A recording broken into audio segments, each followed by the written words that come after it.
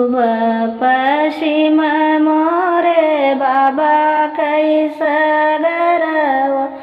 पुराइन आलरी दे से सग रे दुलहे दोतिया पछाराई पूछई दुलैना दे बात के कर तू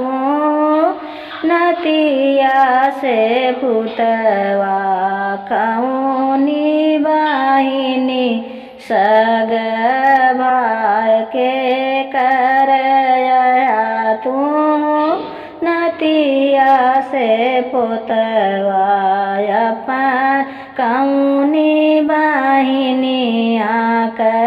भाई राजा दशरथ जी के नतिया से पुतवा अपनी बाहिनी सग भाई पूर्व अबानी जिया चलऊँ बर सुंदर ससुर के सगरे नहाय सिंदूरा